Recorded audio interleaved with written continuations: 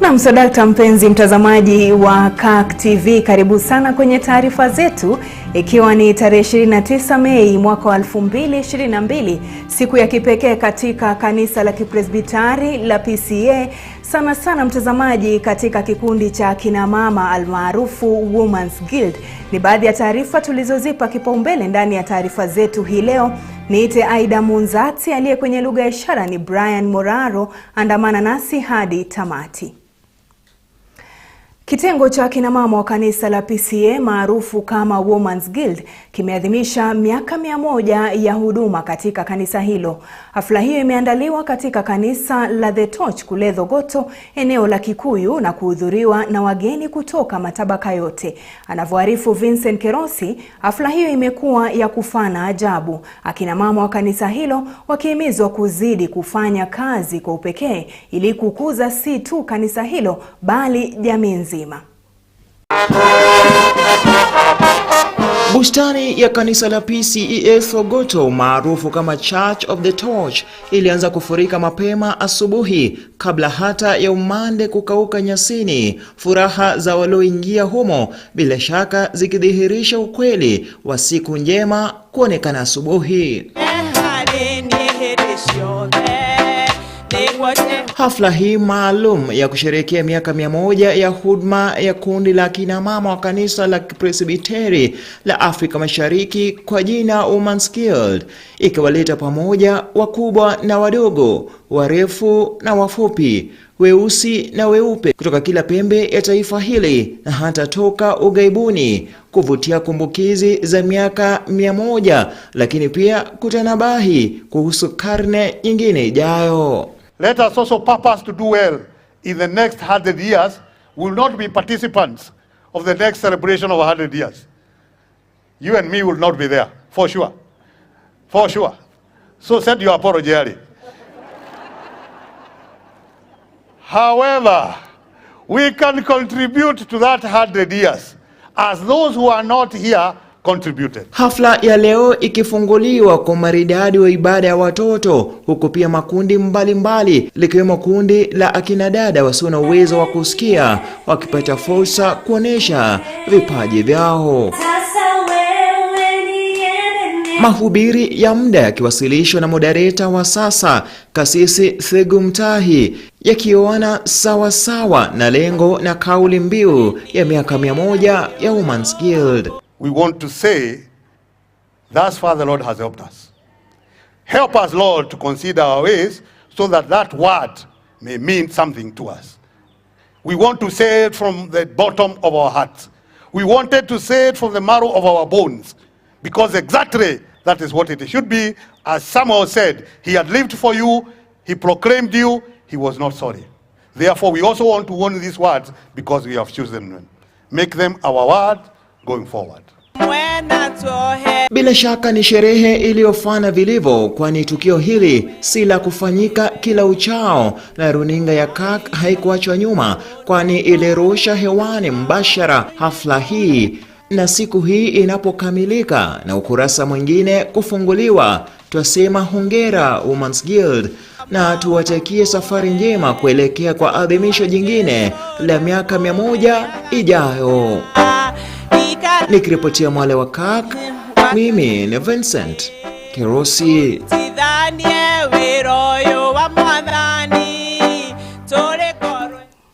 Na bila shaka mtazamaji, imekuwa ni siku ya kipekee na tungependa tu kusikia maoni yako mtazamaji kuhusiana na miaka 100 ya Women's Guild. Kwa hivyo mtazamaji, tuma maoni yako kupitia mitandao yetu ya kijamii Facebook na YouTube KAK TV Kenya, vile kupitia nambari yetu ya simu unaiona hapo chini. Wakati kundi hilo la Women's Guild likiadhimisha miaka 100 tangu kuanzishwa kwake, uongozi wa kundi hilo ukiongozwa na mkurugenzi wa kundi hilo Kasisi Elizabeth Kimani umeelezea mafanikio ya kundi hilo na mustakabali wake wa maisha ya usoni, matumaini yao yakiwa ni kuliona kundi hilo likiendelea kutekeleza wajibu wake kwenye ukuaji wa kanisa.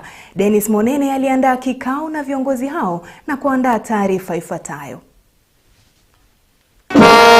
Kikundi cha wanawake wa kanisa la Presbyterian maarufu Women's Guild ikiadhimisha karne moja tangu kuanzishwa kwa kikundi hicho mwaka 1922.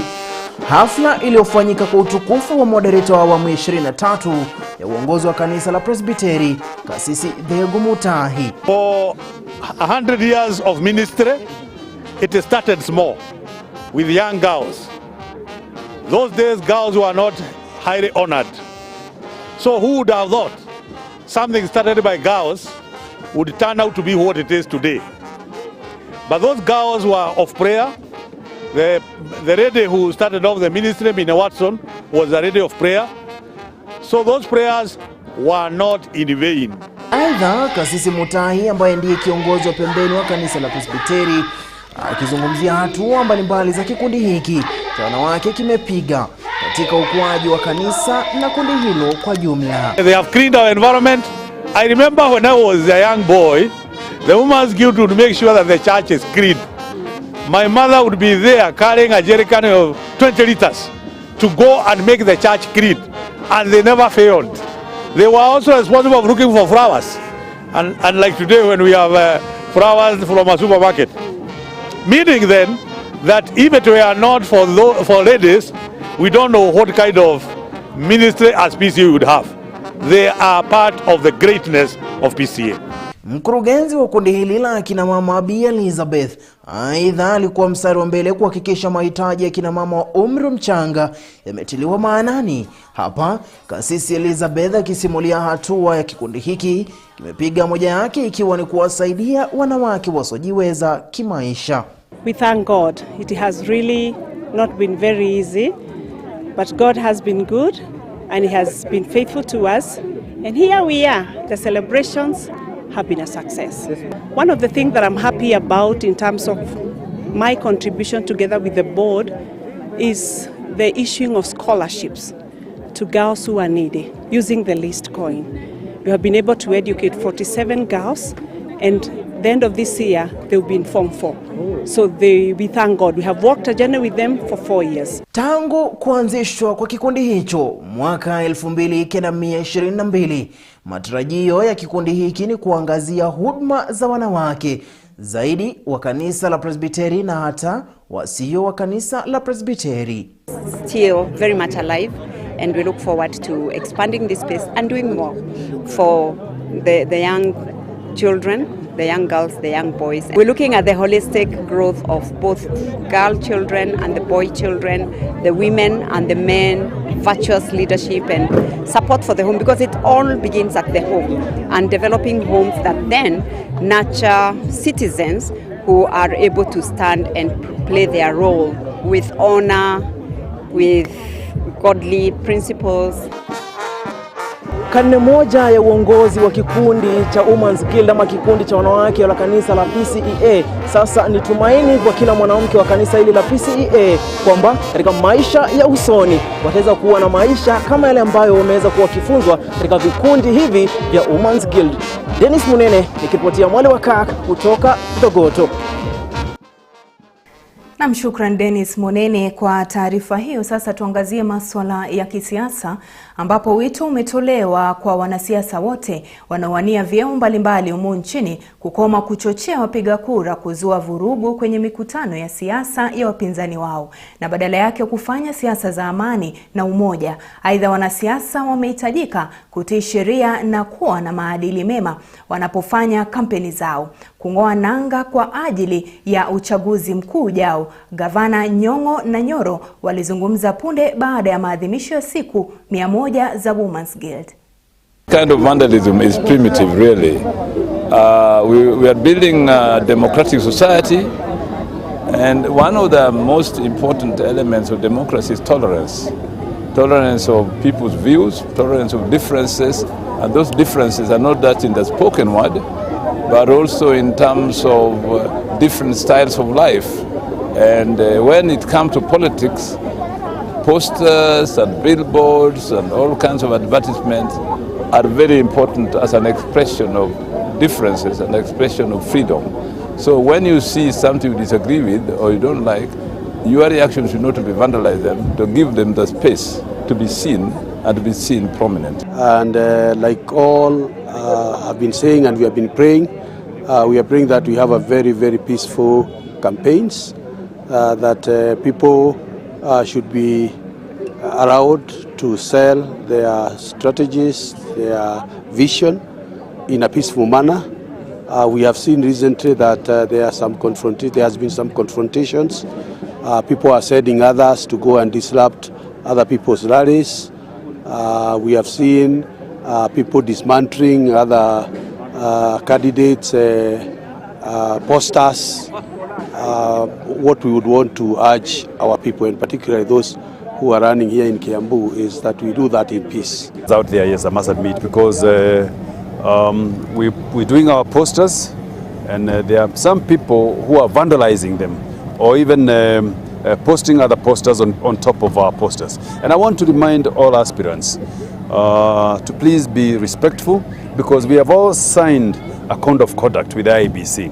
And it is an offense to put your posters on top of another candidate's posters, or even to vandalize them. So I want to ask them to restrain from doing that, because we've spent time and resources doing those posters, and it is thuggish. It is indeed thuggish for anybody to go and vandalize or destroy another aspirant's posters. To ask everybody who is buying, let us respect each other. Let us do mature politics. Let us not insult each other, because there is life after 9. It doesn't matter which side of the political divide you subscribe to, but everybody deserves a chance to be seen on their posters, to be heard during their rallies, and to be... Na mtazamaji, endelea kutazama KAK TV. Tunakwenda mapumziko mafupi. Tutarejea na taarifa zaidi kuhusiana tu na maadhimisho ya miaka 100 ya Women's Guild, vile vile taarifa za kisiasa.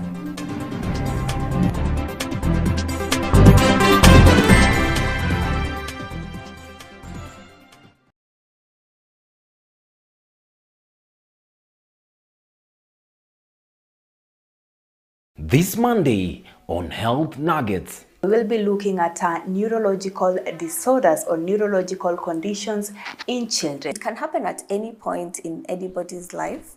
So it can happen during conception. It can happen as well during the pregnancy, at any point during the pregnancy. During birth, we also have complications that can arise to injury to the brain. And thereafter, when the child is growing, at any point in time, from a newborn period even to adulthood, you can have any injury to the brain, and that can lead to neurological conditions arising from the brain.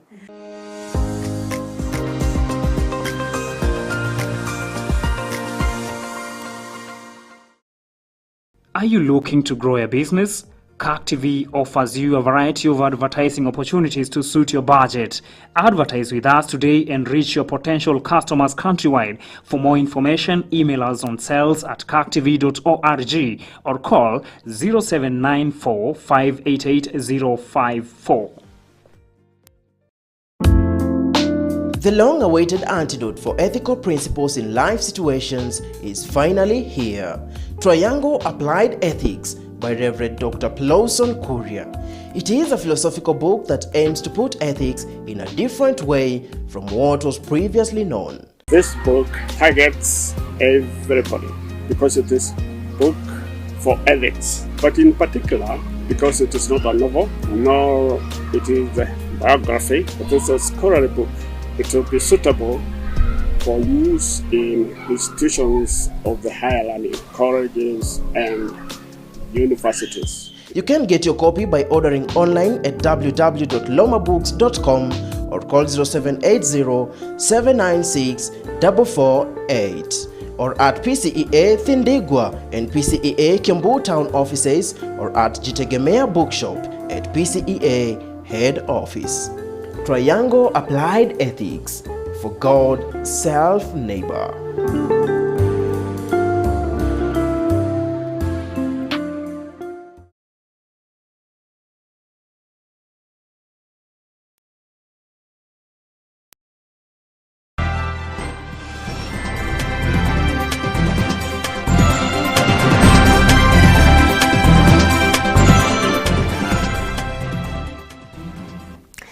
Karibu tena mpenzi mtazamaji, hii ni awamu ya pili ya Mwale wa Kirk.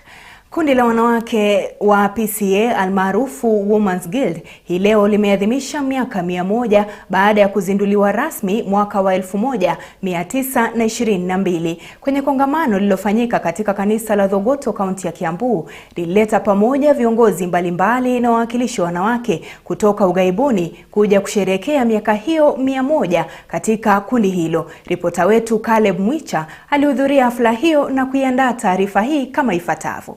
Kongamano la wanawake la kanisa la Presbyteri almaarufu Women's Guild hii leo imeadhimisha miaka 100 tangu kuanzishwa kwa kikundi hicho rasmi. Na kutujulishana na wale kikundi kilichoanzishwa mwaka wa 1922. Hafla imefanyika kaunti ya Kiambu katika kanisa la Thogoto na kuleta pamoja viongozi wa kidini kusherehekea sikukuu ya wanawake. Board of women's ministry, and we thank God for this far the Lord has taken us. And we thank God because it has been a journey from hence we started preparing, and now today we have climaxed, and we want to thank God that it was a success. Alikadhalika wawakilishi wa wanawake kutoka mikoa mbalimbali pamoja na wale wa ughaibuni wameendelea kufurahia uwepo wa kundi hilo ambalo wameitaja kama mwongozo bora wa wanawake. Women all together. In the UK we have very few guild members, and it was also exciting to see very many people and also be reminded about the call in serving and worshiping together. All in all, we have continued to work together because there are those who are available. Every Sunday we go to church. We are able as a guild to mentor the girls in our church PCA UK outreach. Vile wameendelea kusisitiza kuwa wanafanya juu chini kuhakikisha kuwa kila mwanamke wa parokia amejiunga na kundi hilo la wanawake ili kuzidi kukuza ushirikiano baina yao. We visit them, we also do a lot of work in the church, cleaning the church, making the church that it is in order, everything is in order on Sunday. We do the tables, making sure that the tablecloths are done, making sure that the church is clean. To make the Women's Guild girls to be stronger, so that the Women's Guild may be stronger and the church will grow stronger. Aidha, changamoto zikitajwa kwa umbali tu kama mojawapo ya vikwazo zinazokumba haswa muungano wa wanawake huko ughaibuni. When I was in Kenya, we were serving, people are very close to each other. People don't work mostly weekend, people don't work shift, but when we are in the UK we are facing challenges because the ladies want to serve in the church but they work shift. So sometimes you find it so hard to bring the ladies together so that we can work together. It's not very easy to work as a woman guild, but we really try because we have a lot of work to do, but when we are told to go, we just go. Nikiripotia Mwale wa Kirk, jina langu ni Caleb Mwicha.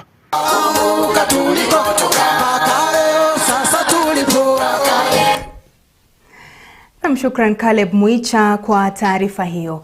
Muungano wa Azimio la Umoja hii leo umefikia kilele cha kampeni zake katika kaunti ya Bungoma, huku KARUA akiungana na Raila Odinga na kuwashawishi wakazi wa kaunti hiyo kuwaunga mkono. Kilele hicho kilifanyika kwenye soko la Sirisia baada ya Odinga kufanya mikutano kadhaa kwenye vituo mbalimbali na kutoa ahadi za maendeleo ambazo serikali yake itapeleka Bungoma iwapo atatoa ushindi mnamo Agosti 9. Wikendi nzima kinara wa muungano wa Azimio la Umoja Raila Odinga amekita kambi katika kaunti ya Bungoma. Hii leo ikiwa kilele cha kampeni za muungano huo, msafara wake ukizuru maeneo ya Chwele, Misihu na Sirisia. Ikiwa ndio mara yake ya pili kuzuru kaunti hii, mojawapo wa ahadi alizotilia mkazo ni kufufua viwanda na kuangazia masuala ya uchumi, elimu na afya. Tayari ameshaona dalili.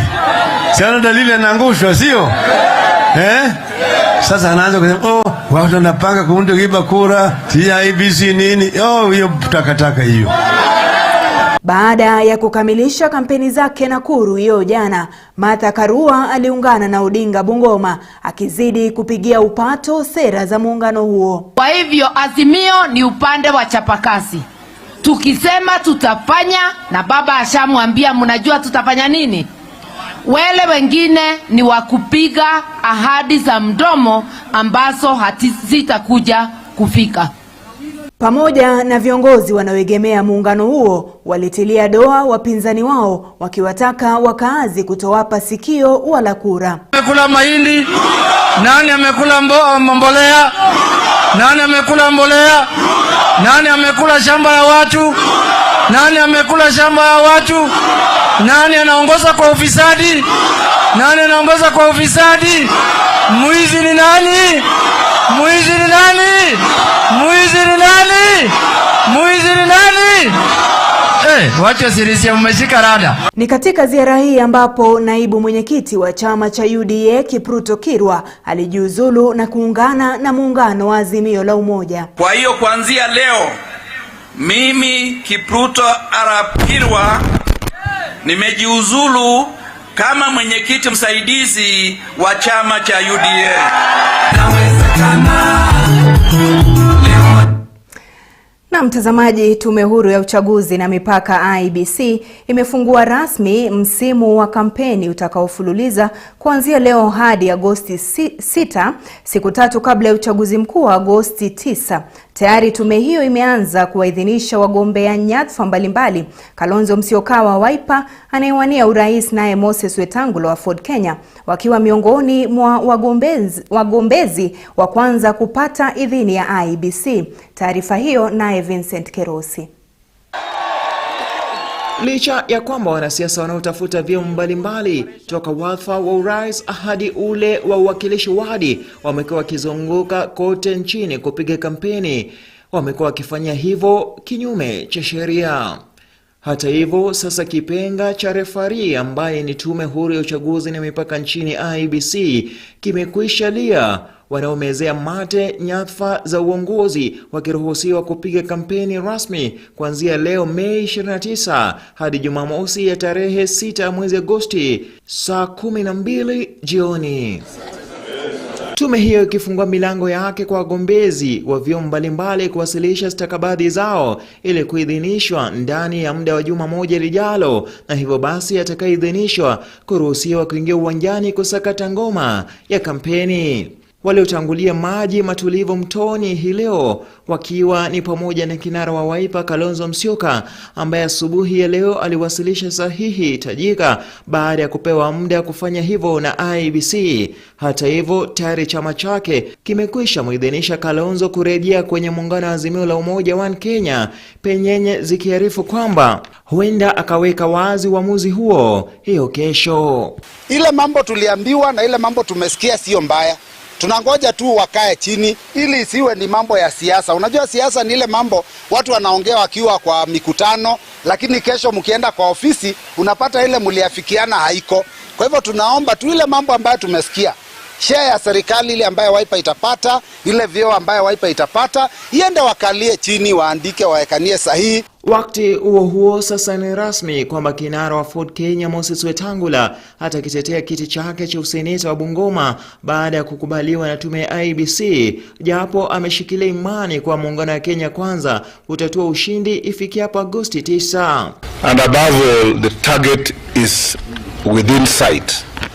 Sisi kama viongozi wenu, we are leading from the front, and above all, we are leading for you. Rest assured, hata mtoto wa mama mboga Kenya hii ataamuka, atainuliwa na atakuwa mtu ambaye Wakenya wataangalia na wajue the opportunities of this country are unlimited. Kwingineko, kinara wa chama cha KANU seneta wa Baringo Gideon Moi naye atautetea wadhifa huo, ikifichuliwa kwamba atawasilisha vyeti vyake mbele ya IEBC hiyo kesho. Apeana makaratasi pale Kabarnet kwamba anasimama seneta ya Baringo County. Napokea salamu zake.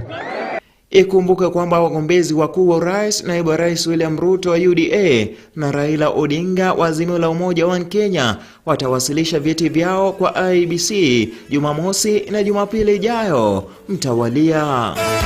Nikiripotia Mwale wa KARUA, mimi ni Vincent Kirosi. Na turejee tena habari zinazohusiana na sherehe za kuadhimisha miaka 100 tangu kundi la kina mama wa kanisa la PCA Women's Guild kubuniwa. Kunao baadhi ya kina mama kutoka parokia mbalimbali ambao wamesherehekea siku hii kwa kuwatembelea wafungwa wa kike na wengine wakiwatembelea watoto wanaorandaranda mitaani na kuwapa vyakula. Mwanahabari wetu Nicholas Kivite ametuandalia taarifa hiyo.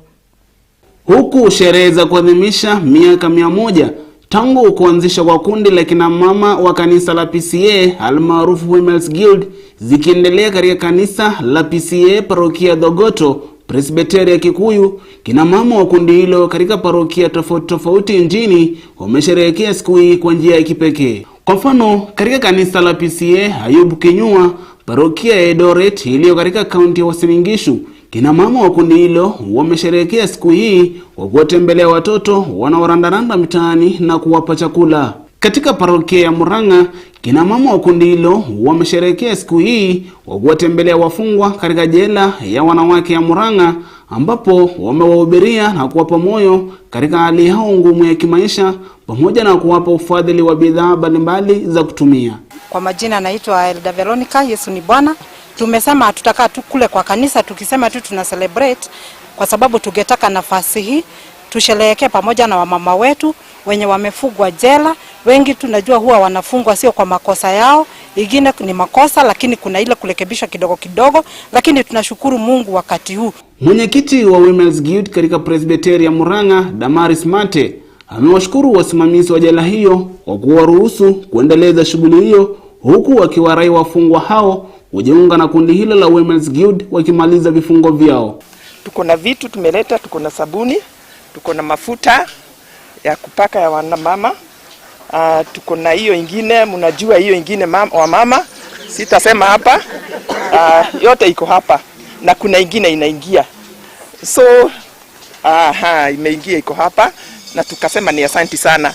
Hiyo ingine tuna celebrate 100 years from 1922 up to 2022, hiyo ni 100 years na tuna celebrate the whole Kenya, tunasema ni Mungu. Naibu kamishina wa majela ya kaunti ya MURANG'A, Matthew Mutisia, pamoja na msimamizi wa jela hiyo ya wanawake Hesa Kibeti wamewamiminia sifa belele kina mama hao, huku wakihitaja hatua yao kama njia ya kipekee ya kuendeleza injili. Na kuna vitu nyingine ambazo hawawezi ama tuwezi tukawapatia. Na nimeona wametembea wakiwa na vitu. Na ni kina mama na wanajua wamama wanahitaji nini. Sisi wanaume huenda tukawa tunangesi. Lakini wao wenyewe wanawaelewa vizuri kuliko vile tunawaelewa. Kwa hivyo sitaki kusema wamekuja na nini. Wao wenyewe ndio watajiseme wakati ukifika. Lakini nataka kusema ni shukurani na Mungu awabariki, na wakati ule mnakumbuka hiyo miaka, muendelee na huo umoja wenu. Hakika tuko na furaha sana kwa sababu wameamua kukuja kwetu. Kulikuwa hakika na kazi nyingine wangefanya na mahali nyingine wangeenda, lakini waliamua watakuja kutembelea walio gerezani. Hakika tunashukuru kwa sababu hao wako gerezani ni dada zetu, ni wazazi wetu, ni relatives wetu, na wakikuja kuwaona hakika wanafurahi na wanajua wagali wanapendwa. Kwa upande wao wafungwa jela hiyo wamewashukuru sana kina mama hao kwa kuwakumbuka, huku wakisema kuwa hatua yao kuwatembelea imewabariki sana. Officers wetu, wageni wetu kutoka PCA MURANG'A, tuko na furaha sana siku ya leo kama sisi kama inmate wa MURANG'A Women, kwa vile mmejitolea, mmetutembelea, mmetusaidia. Hakika tunasema ni mkono wa Mungu, kwa sababu kuna mahali pegi mungeenda. Nikiwaangalia hivi nyinyi ni wamama, mmeacha kazi yenu mkasema mkuje mtujulishe habari ya upendo wa Yesu, na tumeshukuru sana na Mungu awabariki na watendee yaliyo mema. Nikiripotia Mwale wa Kirk, mimi ni Nicholas Kibite. Naam, kazi nzuri kwa kina mama hao wa kikundi cha Women's Guild. Muungano wa Kenya Kwanza hii leo umekita kambi katika kaunti ya Kirinyaga kwenye juhudi za kuwashawishi wakaazi kumchagua naibu wa rais William Ruto kama rais wa 5 wa taifa hili. Kwenye kampeni kaunti hiyo, Ruto aliandamana na viongozi mbalimbali akiwamo gavana wa Kirinyaga Anne Waiguru ambaye anawania kiti hicho kwa muhula wake wa pili. Kaunti hiyo ni mojawapo kati ya kaunti za eneo la Mlima Kenya zinazopiganiwa sana na wanasiasa katika kutafuta uungwaji mkono kutoka kwa wapiga kura sehemu hizo. Kwani huyu mtu ya kitendawili ni mtu mgeni kwetu? Sisi tunajua mtu ya kitendawili. Ala, wacha niwaulize watu hapa Kerugoya. Kwani Kerugoya mtu ya kitendawili ni mgeni, ni mtalii? Ametoka Ulaya ati ni mgeni? Kwani ni malaika ameshuka jana kutoka mbinguni? Sisi tunajua mtu ya kitendawili. Si ni ule mtu ya nusu mkeka? Si ni ule mtu ukifika uchaguzi anakataa mambo ya uchaguzi? Si ni ule mtu ambaye ni wa kung'oa reli? Si ni ule jamaa wa kujiapisha? Si ni ule jamaa wa tibi mtiala la naria? Si ni ule jamaa ako na shida na sadaka kanisani? Sasa mimi nataka niwaulize, kwani tutachanganyikiwa tukose kumjua kitendawili? Hata kitendawili akisimama nyuma ya Uhuru Kenyatta tutamconfuse.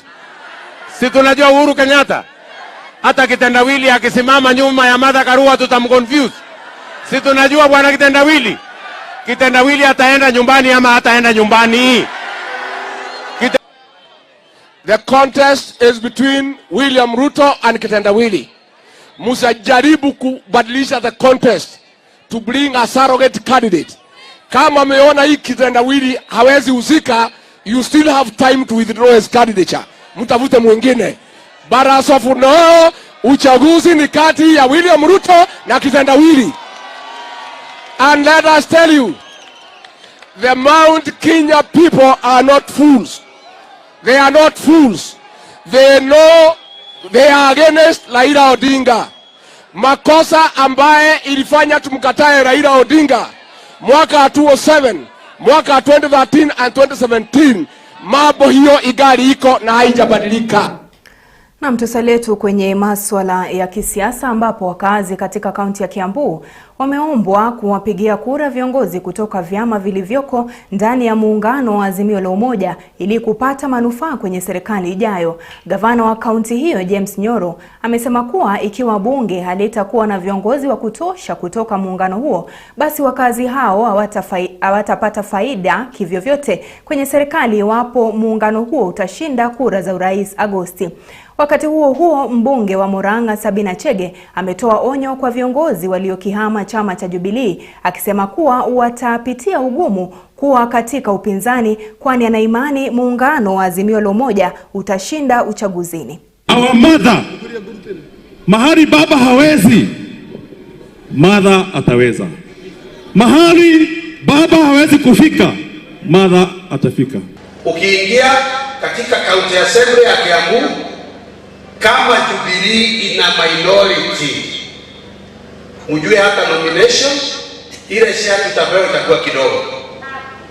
Kule National Assembly tukiwa hatuna wajumbe wa kutosha kutoka Kiambu,